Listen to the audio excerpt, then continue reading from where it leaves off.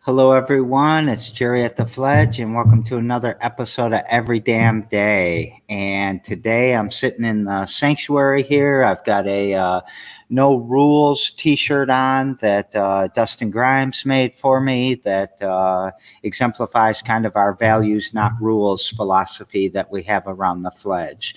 And I want to give a shout out to thisent.com. Check out that website. They're doing a lot of stuff to raise the signal and boost people here in the Lansing area. And I am so very excited about our guest right now because her and I don't know, we talked several years ago. It feels like forever ago when we were just moving into Lansing and she was just getting started. And I was so excited about her business and never got to work with her. And now I get to learn and you get to learn about where she's at. And I just can't wait to hear. So, Meegan, how's it going today? Good. How are you? I am doing well. So, I was admiring, I always like images of the globe. Like it was the logo of my last software company. Still the logo for my Gaia Solutions company to just have the world there. So I love that image behind you. Thank you so much. I put that there intentionally when I started working from home more than anywhere else. And it is there because it is my intention. This is me setting my intentions for, so Able-Eyes started here in the Lansing area. We are now so blessed to be providing services across the U.S. And this is my intention to make this worldwide. Have you done anything outside of the U.S. yet? No, but this coming soon. That's probably soon. That's all I can say for now, but coming soon. Oh, perfect. It's I think people sometimes think too small and they think, well, I'll just do it in this 6-block area or whatever. And for you to be thinking about going global, I think is awesome. Yeah, I have the opposite problem where I think about something that's this big, but I only have this much manpower. Hey, let's tweet to Elon Musk and say, hey, we need some Able-Eyes on Mars. People aren't going to just go to Mars without knowing what's up there. You're right. I am on board with that. Let's do that. We'll send him this interview. We can, and now I got intergalactic planetary stuck in my head. I don't know why. So, yay, Beastie Boys. Let's jump into the interview. Let's learn about you a little bit. Tell us about you. Where were you born and raised? Where'd you go to school, and what brought you to where you're at? Yeah. So I was born here in Lansing. I started my schooling in Grand Ledge. So elementary school, I was in Grand Ledge. My family moved to Mason. So in 6th grade, I started in Mason, and then I graduated from Mason High School. I went to Central Michigan University. It was the beginning of my after high school experiences, which did not end there. I just went to way too much school. So I got my bachelor's degree from Central Michigan University in special education. So I was there until about 2005. And then I started my career in education. So I was a special education teacher. I taught students on the autism spectrum for many years. That was really one of my passions, was working with students on the spectrum, because while I was going through college, when we used to look in the newspaper for jobs, well, I did that. And I found a job in the newspaper and I called it, probably not even on a cell phone. I probably called from a landline. And it was a behavioral aid position. And what that is I worked in home with students, many of them on the spectrum, that had some pretty significant behavioral challenges and may have been at risk of being removed from the home because it was too difficult for the parents to care for this child safely and care for the rest of their family safely. And so I would go in and kind of perform some types of interventions and help really like give them some support. So that's when I really got interested. I was already going into special education. And that interest started from a muscular dystrophy camp that I volunteered at. So in high school, I volunteered in this week-long camp,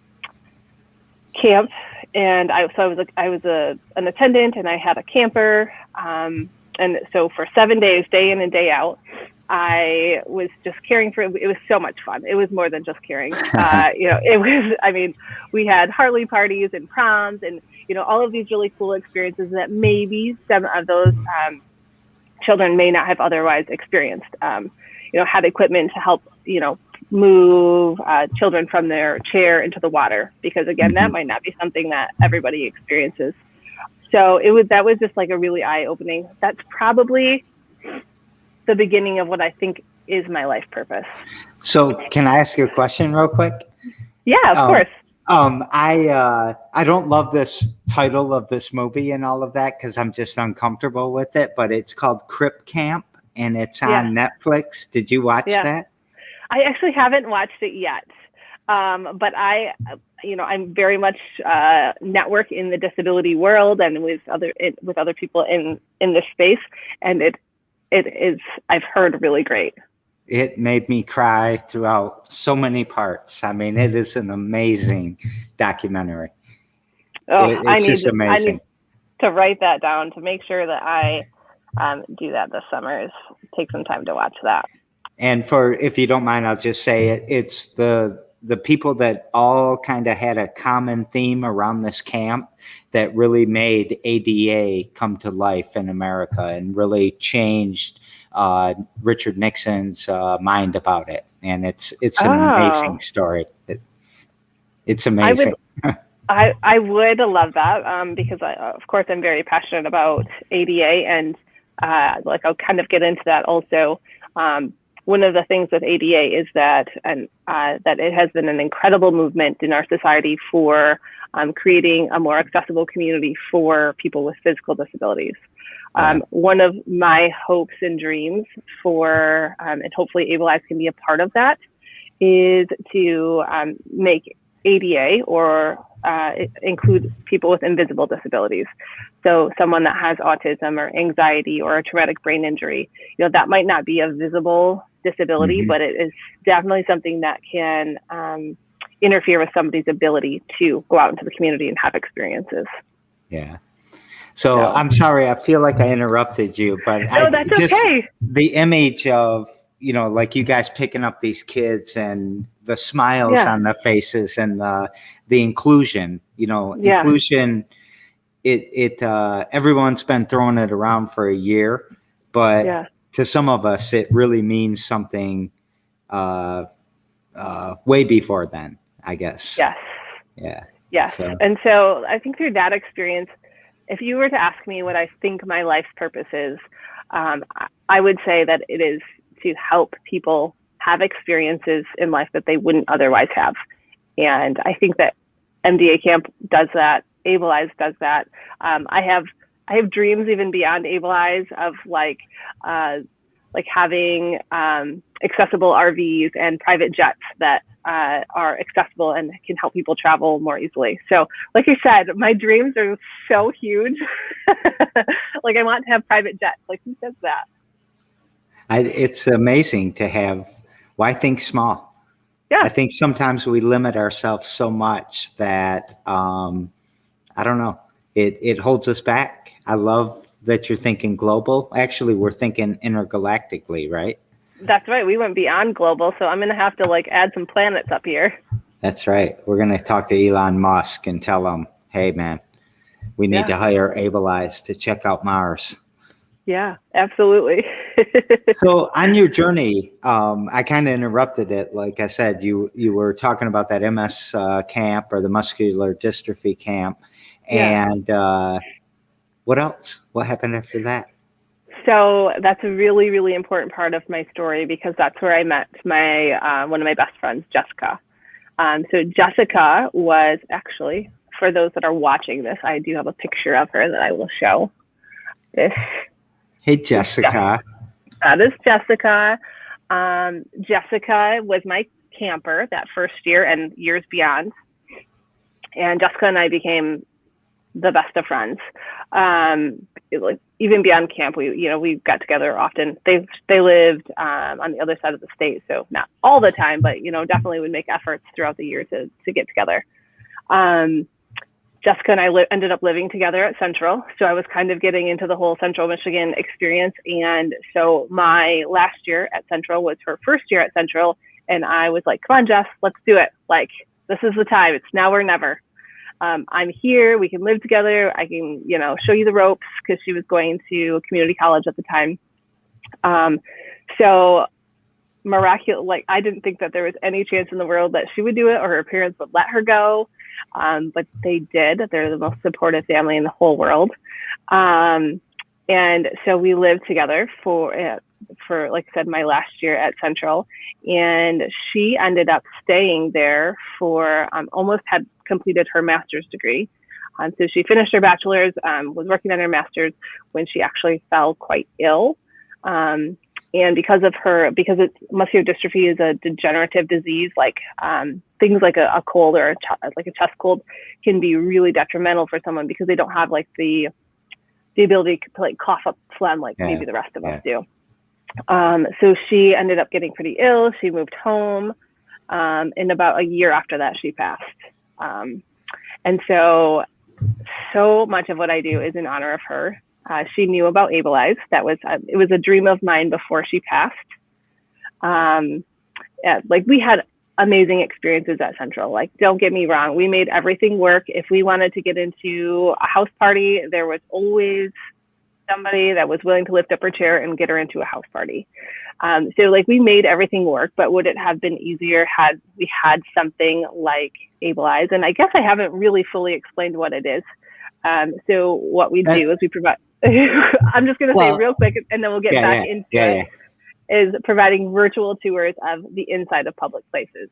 So what you see on Google Maps, or if you're house hunting and you can kind of explore a place, we're doing that for public places to help people with physical and invisible disabilities, have a chance to navigate those spaces ahead of time. So, back to Central, would that have been much easier? Absolutely. When the accessible bus picked us up, they dropped us off, and you never know what you're getting into, and the bus isn't waiting for you. So it's not like you can just get back on if it's a place that doesn't work. So that's kind of part of my journey. And then the other is so Jessica is a huge, huge piece of it. My experience in the classroom, so working with students on the autism spectrum, one of the common characteristics is difficulties with change in routine or transitions. And so, for example, as a teacher, I had things like visual schedules and social stories, things like that, to help students when we were going into something out of the ordinary. So a field trip, an assembly, we would take pictures, take videos, anything we could do to kind of prepare students for this new thing that was going to happen. With that, I heard time after time after time again from parents that, it's difficult to go to the grocery store. It's difficult to go to the doctor. It's difficult to go to the dentist because those are all out of things that are out of their home routine. And not to mention traveling. Traveling is virtually impossible for some families. And it is my goal in life to make that possible for some families to travel, because I am so passionate about travel and having experiences that I just want to make sure that other people can do that as well. I have one story in particular that always will stand out to me. It was a parent that called me on a Monday morning. She was crying, and of course, I thought something was wrong. And I said, what's wrong? And she said, we went out to dinner as a family for the very first time this weekend. And so she was crying tears of absolute joy because they went to dinner as a family for the first time. And her son was, I'm going to guess like 8 or 9. That was about the age of students I had at the time. Because that is something that, gosh, I'm like, oh, I take that for granted. It is so easy for my family to pull off the highway and go to a restaurant if we want to go to a restaurant. And that is just not everybody's reality. So, having virtual tours is something that can like help. So if that happened to a family that had a child on the spectrum, or if that happened to a family that had a child that was a wheelchair user, my hope is that they could pull up Able Eyes or pull up that business website, because there are perks to the businesses as well, and see those virtual tours and go, you know what, this will work. We can go here. We're gonna make this work. Yeah. So, those are my 2 whys: my experience as a teacher, and then my experience with Jessica. Well, let me interject real quick. Just a few things. First of all, I want to lead up to it a little bit. When some people say, "Oh, my best friend Jessica," and they're a motivator for you, it's kind of hyperbole sometimes, but she was your roommate. You took her to parties. You are no joke. She was your best friend. And oh my gosh, I'm so sorry for your loss. Thank you. Too, because but I imagine she's there with you, right? She's helping you. Absolutely. I know that day in and day out. One of the things with Jessica is she knew when she was passing. And so she did a lot of planning on her end, like for her funeral. And whales were something that was really important to her. So like if you look up the definition of a whale, like it has a lot to do with like freedom and grace and like all of the things that I would imagine would represent, being free of her wheelchair. And so her urn was a whale tail. And if you like, so I have a whale tail tattoo on my wrist in memory of her. Like I have a whale tail necklace on my neck. If you look on the Able Eyes website, there is a little whale tail at the bottom of the page that nobody in the world would know why it's there except for me and like my close friends and family, of course. But that's just like me keeping a piece of her with this journey, because she's 100% with me. You're bringing tears to all of our eyes. Let's put your website out real quick. What is your website? Yeah, it's ableeyes.org. So it's ABLEEYES.org. So you are a nonprofit? So we are not a nonprofit anymore, actually. We started as a nonprofit, and then kind of undid that status, really because I actually met with somebody locally that was in the nonprofit sector and just gave me some really great advice. One, being in a capital region, there are tons and tons and tons of amazing nonprofits, and like trying to get a slice of that pie, to get donations, grants, things like that is really hard to do because there are so many. And what we provide is we provide a service that's actually a fee to the business. So when we provide these virtual tours, let's say to a restaurant, that restaurant pays us to provide the virtual tour. And what we do is a little bit different, because we'll go into the restrooms, we'll go into the handicap stalls, we'll show any of the accessibility features, but we also provide it to the business for marketing. So they're using it on their website, they're using it on social media. So they're actually gaining a marketing tool. And so one of the things that this person said to me was, you're providing a service for a fee. So if you think about organizations like Ellie's Place, they're providing an amazing service to this community, and they rely on those donations to provide that service. And like that was like one of those moments where I just thought, what, I don't want to take money from Ellie's Place. Like, you're right. We're doing. Was it Dawn who told you that? No, it was not. Oh, okay. Because No. Dawn said you're an amazing resource. Oh, no, thank you. And I want to show, as someone with an invisible disability, thank you so much for recognizing us. And I actually think Kelsey introduced me to that term. Oh, okay.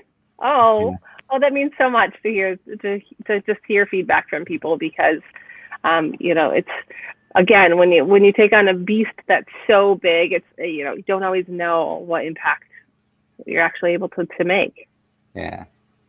So, Google sent me an email maybe 2 months ago that I ignored because I thought about you and said, I ain't doing that. They do these internal Google Map things now. Have you Yep. seen that? Yeah, so basically like a virtual tour, but done with the Google platform like they do on the streets. Is that what you're referring to? Yeah. So Yes. tell us how you whoop their ass. Well, I haven't taken on Google yet, but so Google is just another platform. So we actually can use the Google platform for our virtual tours and have.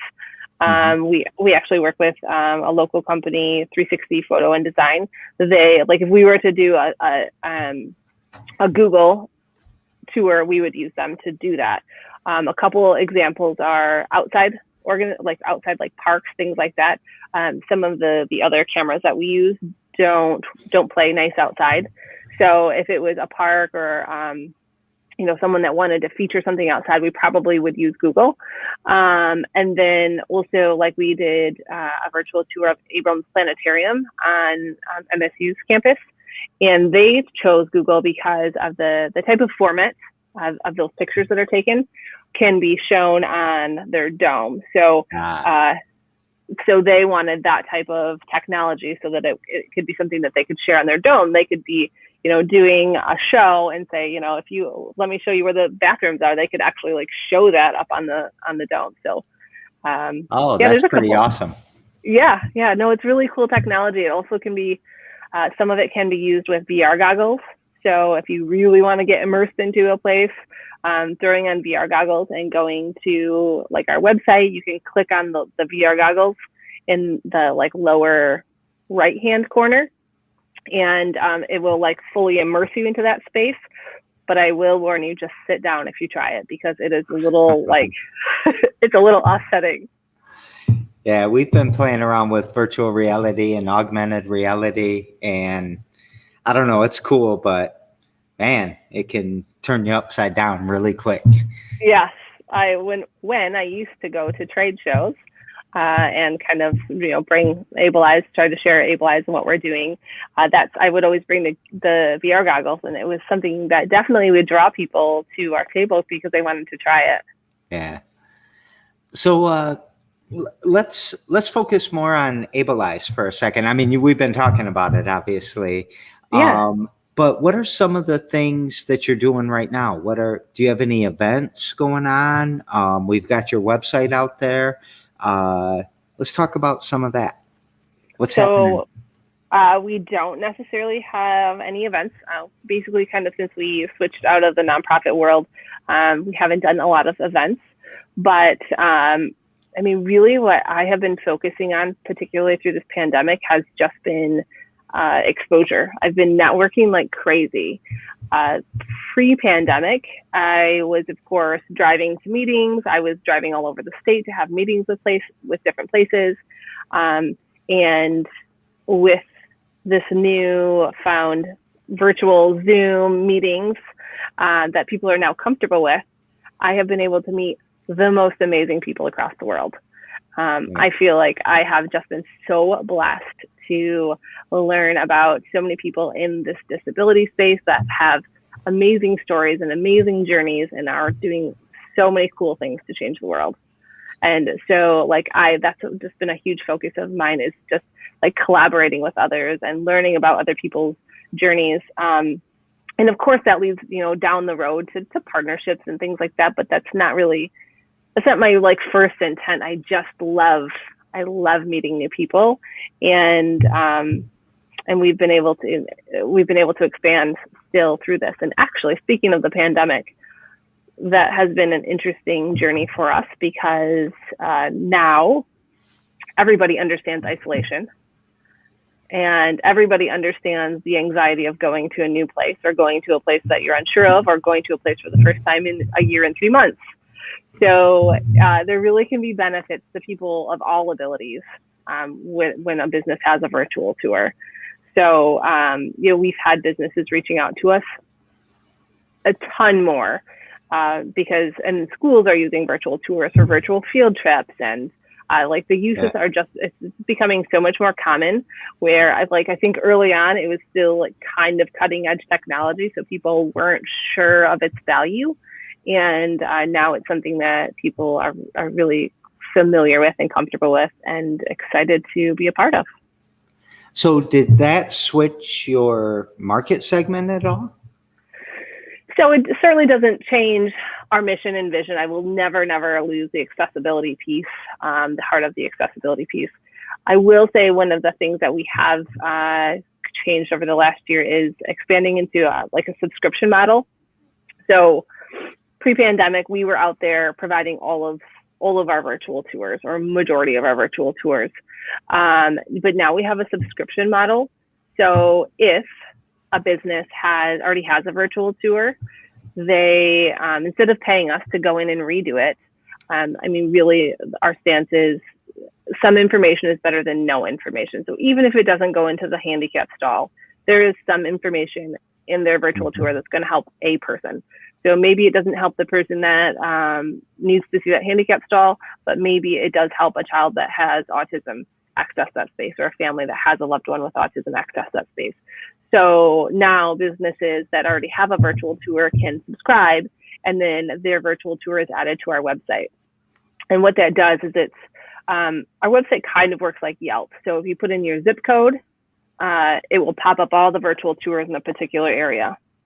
And then you can categorize it. If you're looking for just restaurants or just a certain industry, that's one of the options as well. So I think that's really been an exciting shift for us.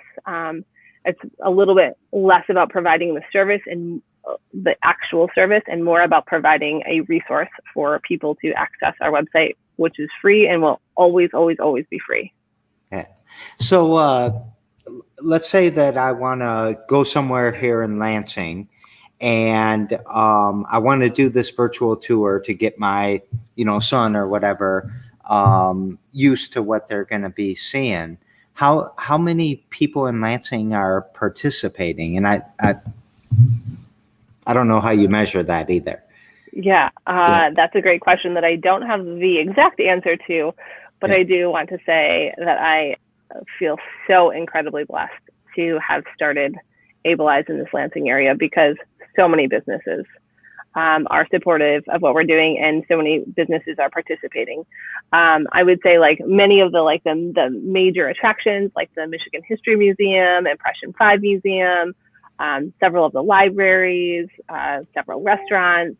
So we have a ton of participation here locally. And I think if it weren't for the support of this community, I don't think other communities would have been, it wouldn't have been as easy for other communities to see the big value. Now I'm feeling bad that I don't have one at the Fledge. We're going to have to make that happen. All right, let's do it. So can we use our friends? We have a common friend that you were there yesterday. I was there yesterday. Can we use them as an example?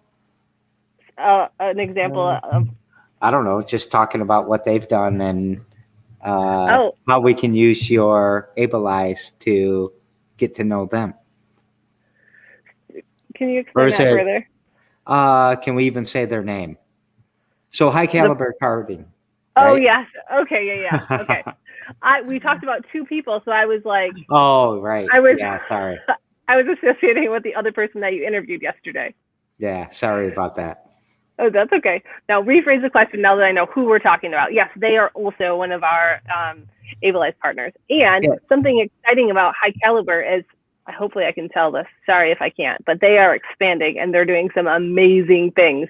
Yeah. So excited to see what the launch of the expansion brings, because that is such a staple in this community of fun and entertainment and just good people, just great people. I think when the expansion is done, they're going to be one of the largest entertainment centers in the world. How lucky are we to be in this community? And when the tech's done, we're going to have Mario Kart live. Yes. It's going to be awesome. Oh my gosh. One of my favorite all-time games right there. So tell us a little bit about why they engage with you and how they use Able Eyes to further what they're trying to do. Is that okay? Well, I think so. The only reason I'm going to say that I believe that this is okay to share is because I interviewed Julissa, and she shared the story on our interview series. So one thing that maybe some people don't know about. I got to raise a red flag here. Julissa said she didn't have anything to talk about and she wouldn't be interesting and wouldn't want to come on my show. Now I got to call her out. Because if you interviewed her, call her out. She's so engaging.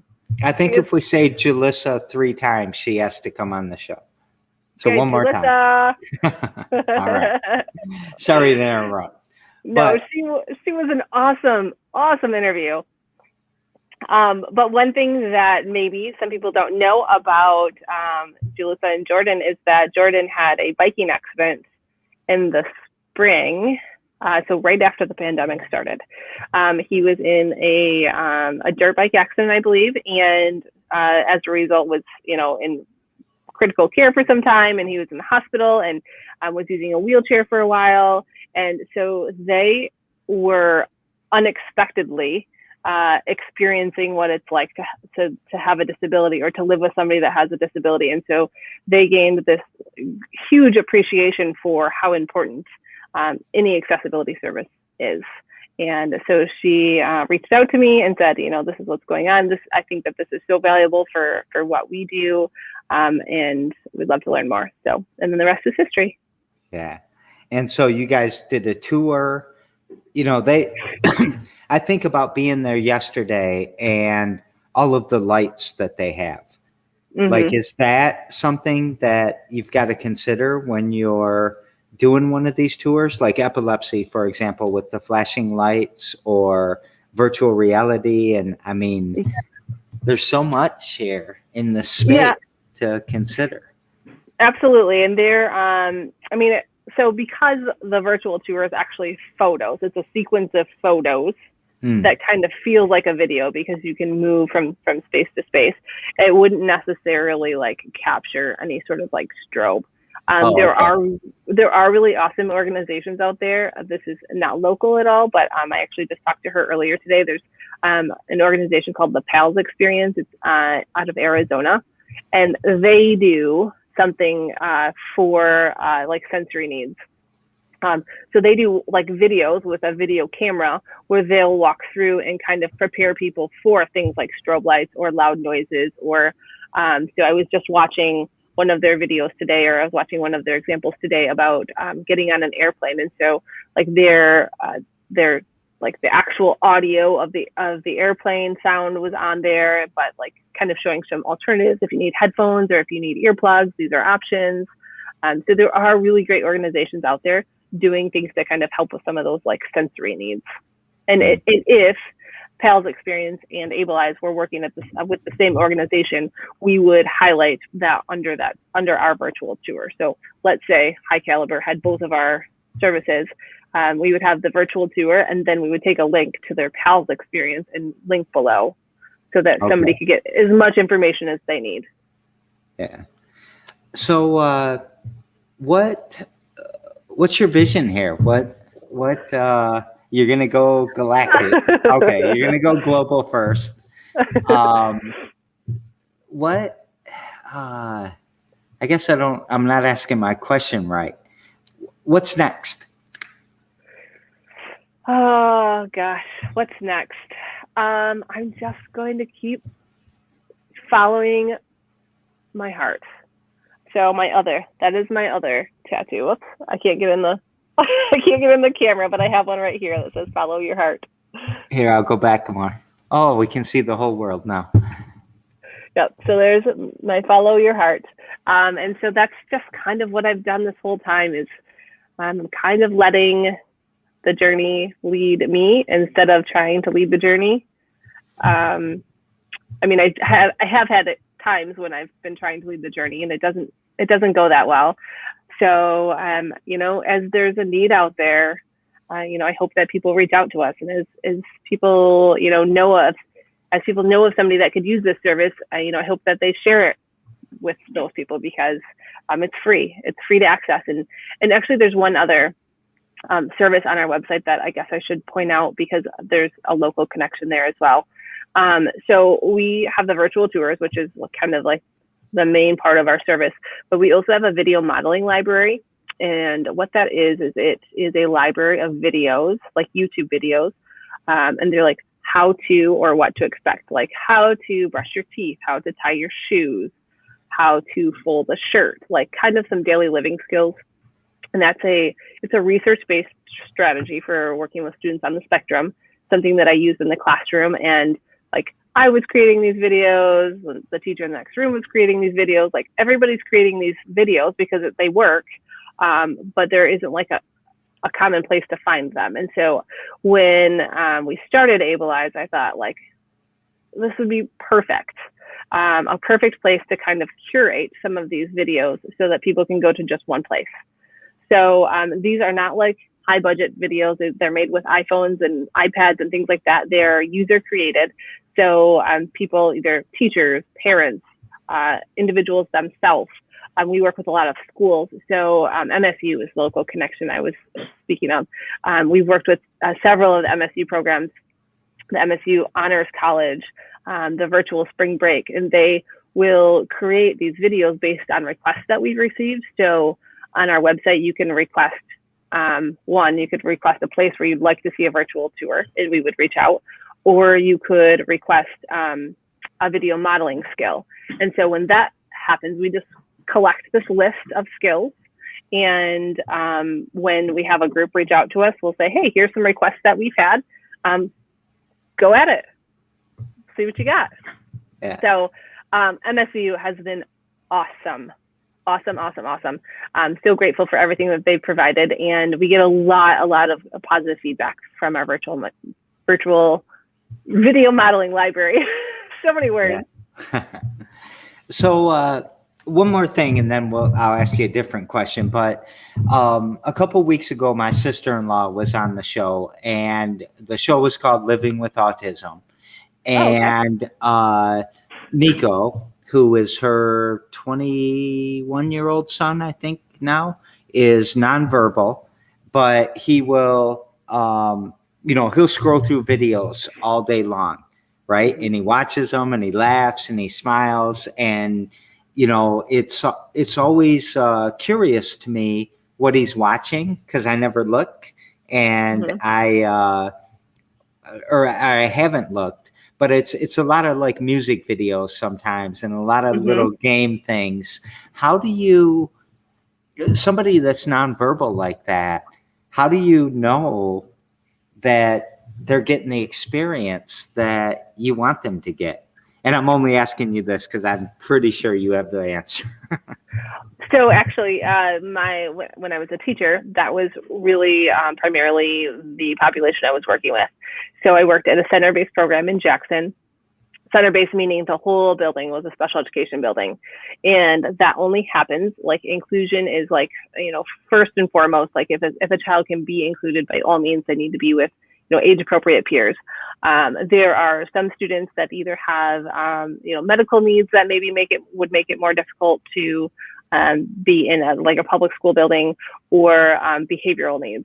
And so many of the students that I worked with were nonverbal. And I can just say that it doesn't take long to understand a nonverbal student. Like, to me, one day with a nonverbal student, and like there's a way of communicating. There's a way that humans communicate that has nothing to do with words. So like I feel like there's squeals, there's smiles, there's hand gestures. It just works. I don't know. It's so hard to explain in words. That's actually the answer I was sort of trying to hope to get to. Is because we call it nonverbal for a reason. It's not non-communicative. No, right? Not at all. Yeah. And so there's tons of communication that happens that I just think is amazing. Absolutely. I think you're amazing. Oh, thank you so much. I love what you're doing too. These interviews have been so incredible. What's something you do every damn day to push your mission forward? I meditate every day. That is something that I think is really important. Actually, I do a number of things, and I wish I could remember the acronym. So Jay Shetty recently wrote a book called Think Like a Monk, and he has it's 4 letters of things that you should do every day, and I was already doing them. Exercise is super important to my day. I always read every day, like just absorbing some sort of information from somebody else, some expert. Meditation, so just quieting my mind and listening to God, the universe, whatever somebody believes in. I think it's a really, really powerful method of creating. And the last is gratitude. So I write in a gratitude journal every morning. It could be something as simple as the cashier at Meijer was so sweet and kind, and I'm just grateful for her energy today. Or it could be something huge, like I just went to Cabo and it was an amazing trip, which didn't just happen yesterday, but but I always try to do something that's happened within the last 24 hours when I write in my gratitude journal. So it helps me just like stay in tune with each day and appreciating those little moments. In my 20s, when I was dealing with depression, and I had my therapist, and she told me, gratitude, man, just thank things, thank people, be thankful. And that kind of helped me a lot, but maybe the lithium and Pamelor helped a lot too. But for whatever reason, I popped out of that. And then a few years ago, I had a traumatic experience here at the Fledge. It was, anyways, it had some things to do with kids that were getting hurt, and it really affected me. And the Lansing Police Department let me, I guess, borrow their psychologist for a little while. And we talked on the phone a bunch and had some sessions. And her number one thing was, thank your toothbrush, thank your pencil, thank. And it changed my life again. I mean, gratitude is so very important. We need to use it more. Absolutely. So. Absolutely. We daisy chain these shows together, and someone that I don't know how well you know him, but Meegan yesterday from, I forget, Break the Chain. Yeah. She talked about meditation too. And we talked about, like I can't just sit here and close my eyes because I get all nervous and stuff that someone's going to come slap me in the back of the head or something. And so like I always want to peek whenever we're all meditating and have our eyes closed because I don't trust anybody around me or something. It's not quite that, but she works meditation into her movement. So she meditates when she exercises and meditates, she kind of combines the two. But she has a question for you. Okay. And her question for you was, if you were going to write a book, what would you write about and why would people read it? I would write a book called Wear the Converse. And I would write that because when one thing that I haven't mentioned yet is after I was in the classroom, I was an assistant principal for my last 3 years. And it wasn't really an intentional transition. I was in the classroom and there was a teacher consultant position that somebody was having surgery. And so I was asked to take their position for a short period of time while they were off. I agreed to it. And then that person ended up leaving and taking another position. And so I fell into her teacher consultant position. And then that position dissolved into an assistant principal position. So I never in my life thought I wanted to get into administration, but now I can reflect and be grateful for so many of the lessons that I learned from that experience. I put some really unnecessary pressure on myself. I don't feel like it was external pressure, but to dress a certain way, like to blazer up and wear high heels every day and just look the part every day. And I was not at all being my authentic self at all. when I left to start Abilize, I started I was working from home and I was wearing comfortable clothes. And, at first I thought that I had to show up at meetings still that same way. But I was actually asked to be a part of a pitch contest in San Francisco at the end of 2019. And so it was a pitch contest in front of the travel industry. So I was in front of Disney and Royal Caribbean and Expedia, some of the huge names in the travel industry. They had recognized Abilize as being kind of a new up and coming accessibility tool in the travel industry. So it was just an absolute honor. I was terrified. But one of the things I decided going into that was I was just going to be myself, and I wore jeans, I wore my Converse, and I wore an Abilize t-shirt with just an orange, comfy, cotton blazer over the top. And I was just authentically myself.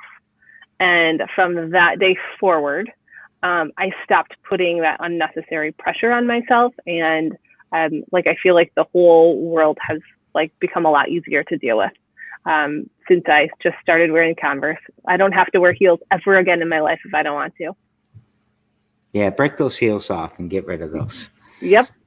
Or sell them on eBay or whatever. So, well, first of all, that could be a commercial for 99 Problems, but a pitch ain't one. So if you're not comfortable pitching, come to 99 Problems, but a pitch ain't one every Friday with the Fledge. And you got 99 seconds to try to win $99. And we would definitely vote for your Converse. When you said wear the Converse, I was playing with we are the Converse. And I'm thinking, what does that mean? But then I heard wear the Converse, and got it. Then I knew exactly what it meant. Yes, wear the Converse shoes. I don't know. I need to work on my title, maybe. Why would I read it? Huh? Why would I read it? One, it would have a catchy cover. Maybe it would be the picture of my ankles down to my Converse. I feel like that would be something that would be catchy, and it would be a story of authenticity and growth. And I think that we all can learn from each other. Like I said, I read often, every day. I read at least a couple pages every day, just to gain knowledge from other people. And I hope to be that knowledge for other people along the way. I'd like to return the favor. So you don't need to change the title if you have that visual. And that'd pop. I like that title. You should write that book. Okay, I'm gonna work on it. What book are you reading right now? If you don't mind me asking, that can be a private question. No, that's okay. I just finished. So I ordered a new book today because I just finished Believe It by Jamie Lynn Kern. I don't know if Lima Kern. She is the woman that started It Cosmetics and sold it to L'Oreal for $1 billion. And she talks about so many of these things that we've just discussed, like being authentic and not worrying about what other people are going to say or how they're going to judge you, and listening to your gut and in your intuition and praying. And just it was an excellent book. Highly recommend it. Yeah. I reflect back now that you just said that out loud. It makes me think about, okay, you're a senior in college. And yeah, you're maturing, but you're still a 21, 22-year-old college student. And to say, here's my best friend, and here we're going to go everywhere together. You're an amazing person. That's not for everybody. That's not for the persona, the outward driven, the people that are trying to necessarily, live real safe. Right? Yeah. Because you have stigma to deal with. You have discrimination. I don't know if that's the right word, but yeah. And I just don't see that in people. I don't see people like that. My brother, for example, has one of those birthmarks on the side of his a red birthmark on the side of his face. I literally don't see that birthmark. At all. And I didn't see Jessica's wheelchair at all. I really truly believe that I have a superpower of just like seeing the person for who they are, and I like just trying not to judge. Yeah. My grandmother has that, and I'm trying to place where it is on her. And I have it secretly throughout my body. Mine's not red, mine's white, but it's the same Okay. exact thing. Yeah. Yeah, I don't know. But thank you. Thank you for the kind words. I really appreciate it. Tomorrow on the show, because we daisy chain these together, so you got a question to ask. We have Sarah Ghani of Sarah's Photography. So she's Okay. a photographer. What question would you like me to pass to her? I think that every entrepreneur has a moment like this is what I meant to do, or this is not what I meant to do, or this is, my rock bottom, or this is, there's always like something in somebody's life, and it doesn't have to, I guess it does not always one thing. But I always think that's a really interesting part of meeting anybody is hearing the journey. So I would be curious what that one moment or maybe two moments are that made her interested or decide to pursue photography. And since I flipped that question on everybody, what was your moment? Did you already tell us your moment? I have so many moments, but there's one that I actually haven't mentioned yet. So after Jessica passed, it was about a year after she passed. I don't know if people kept mentioning it to me. I don't even remember how it all unfolded, but I ended up going to a medium, and I was not necessarily a believer. I was like, I am not giving this person any information at all. So I like walked in, arms crossed, mouth shut, not giving her any information. And it took about 2 minutes before I was in absolute tears. She immediately said, I have someone here. I'm showing sister, best friend. She said something about she pointed out her legs. So probably, pointing out the fact that she didn't have use of her legs. Caregiver. I mean, she said all of these words, like this string of words, just immediately. And then from there, like there was just so many messages that came through from Jessica. And I know that that's not for everybody, and not everybody believes, but I didn't believe either. And I'm telling you, that was a life-changing moment for me. And one of the things that she said to me that day, I was still an assistant principal. She said, "You're changing jobs."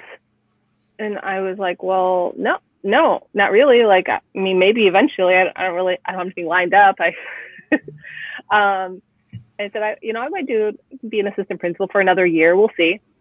And she said, I see eyes, and I see a community of people, like a large community of people that you're helping, like this huge community of people that you're helping. And I, at the time, was like kind of doing some of like Beachbody stuff. And so I thought, well, maybe she's just talking about Beachbody and, helping with fitness and stuff like that. And then about a month later is when Able Eyes kind of came to be.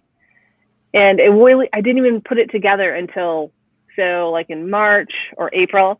Brian Town at Michigan Creative was part of creating Able Eyes. And so I had this meeting with Brian. I'd never met him before. And my husband had introduced us.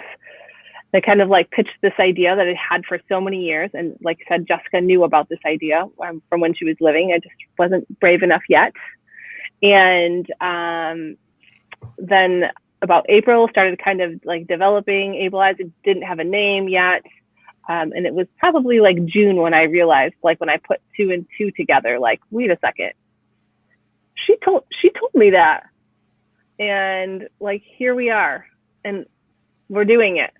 And so that was just a really like a spiritual moment for me in general. Like that was just a time when I like opened my heart to believing all types of possibilities. And that's when I started meditation and prayer. And so that was like really a spiritual moment. in addition to everything else. I think it must have been Brian that introduced you and I, because as soon as you said his name, I Yes, made you're the right. connection. Yeah. Yes, Brian's you're right. great. Brian's Yes. great. That's amazing. I mean, So that's my moment. Or that's one of my moments. But that's a crazy moment right there. yeah, you must have 50 million more though too, right? I do. Yes.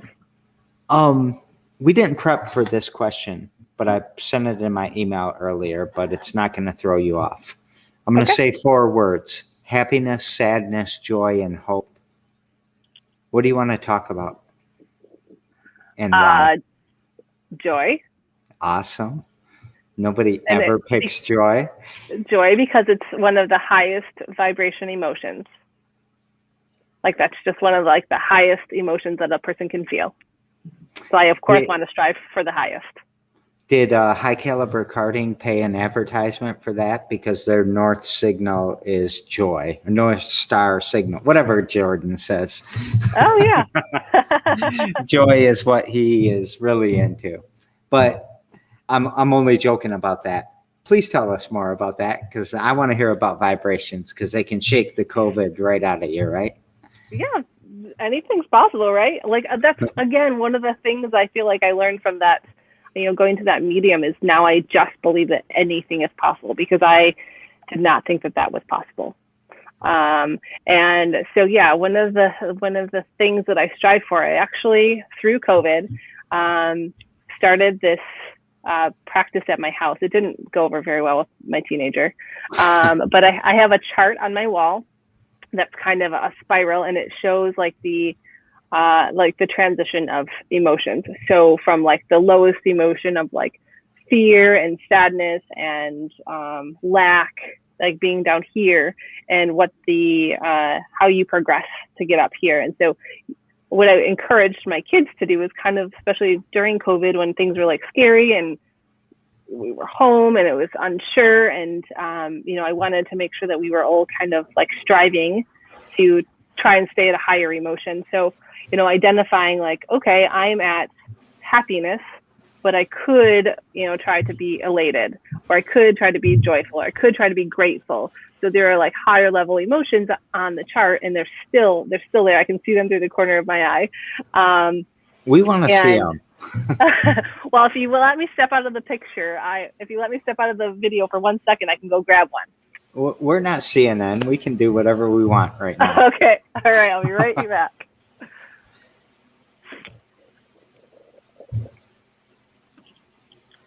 We have to live with our silence sometimes. So make space for our silence. That's what we're doing right now. That's all part of it. So this is the chart. So if you're feeling bored, like boredom is like kind of the middle, you could strive for positivity or contentment or belief. And so like the bottom is powerlessness, guilt, insecurity, hatred, jealousy, rage, anger. Can I just Google this and get it somewhere, or did you make this? No, it's Google. I Googled it. It is called I think if you just type in emotional vibration chart, you can find this. And so it's just it can be a self reminder. Sometimes when a day where I'm feeling a little off, I can kind of identify where I'm at and try to find an activity in my life that will bring me up a little bit. I'm definitely printing that out and doing that every day. That's going to be my every damn day this time next year.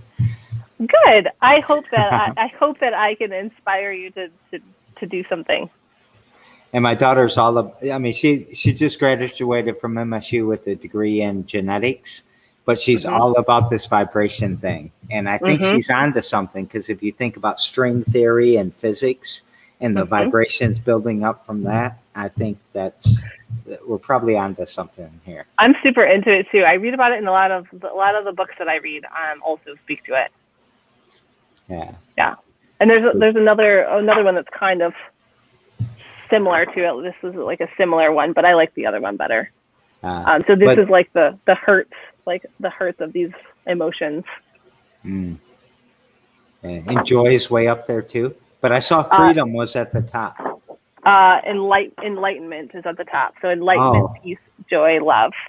oh, before though, on the other one, was Oh it yeah, freedom? this one, yes, freedom. Yeah, yeah. I got to get into that. I'm Yeah, definitely well, studying this. let me know if you can't find it, and I will be sure to send it over to you. Okay, thank you. Um, I'm going to start wrapping up, All right. and so I'm going to say goodbye to everyone. I'm going to tell everyone every damn day is every damn day at 2 p.m. So join us tomorrow to learn about Sarah. And then what I'm going to do, and I'm doing it right now, is ask you to take us out with something. Like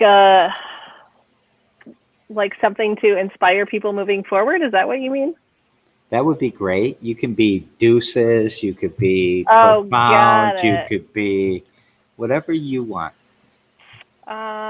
I will take you out with Jessica and why I do what I do. That's it, everyone. We'll see you all tomorrow. Bye. Thank you. Meegan, thank you so much for doing what you do. And thank you, Jessica, for doing what